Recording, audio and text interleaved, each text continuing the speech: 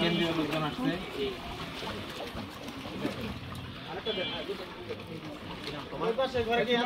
আসসালামু আলাইকুম রহমতুল্লাহ। শহীদি কাফেলা মেধাবীদের প্রিয় সংগঠন বাংলাদেশ ইসলামী ছাত্র শিবিরের পক্ষ থেকে শেরপুর জেলার প্রত্যন্ত একটি এলাকা নালিতাবাড়ি উপজেলার বাঁশকান্দা গ্রামে আমরা এসেছি। বন্যা পরিস্থিতি আপনারা ইতিমধ্যে দেখেছেন, সারা বিশ্ব দেখেছে।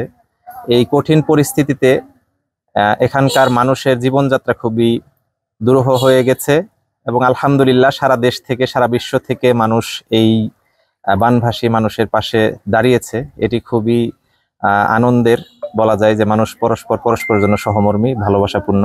এটি আমাদের জন্য দরকার ছিল এবং ইসলামী ছাত্র শিবিরের ছাত্রদের পক্ষ থেকে এসেছে, কেন্দ্রীয় সংগঠনের পক্ষ থেকে কেন্দ্রীয় শিল্প সংস্কৃতি বিষয়ক সম্পাদক ইসলামী বিশ্ববিদ্যালয়ের মেধাবী ছাত্র আব্দুল সালাম ভাই এসেছেন শেরপুরের জন্য। আমরা শেরপুরের পক্ষ থেকে আপনাকে স্বাগত জানাচ্ছি। সম্মানিত এলাকাবাসী, সম্মানিত গ্রামবাসী, বালা মুসিবত আল্লাহর পক্ষ থেকে আসে। আল্লাহ তাআলা এটি হয়তো আমাদের জন্য একটা পরীক্ষা হিসেবে নিয়েছেন। আলহামদুলিল্লাহ বৃষ্টি কমে গেছে, আকাশে রোদ চলে এসেছে, পানি আস্তে আস্তে কমে যাচ্ছে। যতটুকু ক্ষয়ক্ষতি হয়েছে আমরা আল্লাহ তাআলার কাছে দোয়া করছি, আল্লাহ তাআলা যেন আমাদেরকে তার নিয়ামত দিয়ে এটি পরিপূর্ণ করে দেন। মানুষের জন্য যেই দুর্ভোগের কারণ হয়েছে, এলাকার মানুষ, ইসলামের ছাত্র শিবির এবং অন্যান্য ভাইরা সবাই মিলে যেন আমরা মানুষের পাশে দাঁড়াতে পারি, মানুষের দুঃখ কষ্টের জন্য থাকতে পারি।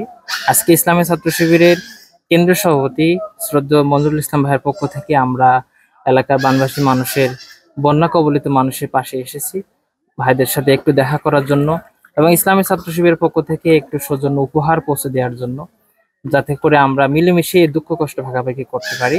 আজকে আমাদের শ্রদ্ধেয় সাবেক কেন্দ্রীয় সভাপতি রাশেদুল ইসলাম ভাই আছেন, ইসলামী ছাত্র শিবিরের শেরপুর জেলা শাখার সম্মানিত সভাপতি মাসুম ভাই এখানে আছেন এবং অন্যান্য নেতৃবৃন্দ এখানে আছেন, স্থানীয় জামাত ইসলামের নেতৃবৃন্দ আছেন। আমাদের সাথে উপস্থিত আছেন শেরপুর জেলা শাখার সম্মানিত আমির মৌলানা হাফিজুর রহমান সহ অন্যান্য নেতৃবৃন্দ। আমরা সবাইকে মোবারকবাদ জানাচ্ছি। আসসালামু আলাইকুম ওয়া রাহমাতুল্লাহ। ছাত্ররা তাদের কষ্টের টাকা জমিয়ে এখানে অল্প কিছু সহযোগিতা নিয়ে এসেছেন। একটা বড় উদ্দেশ্য হচ্ছে সমাজের সকল মানুষকে এরকম সহযোগী হওয়া দরকার পরস্পর।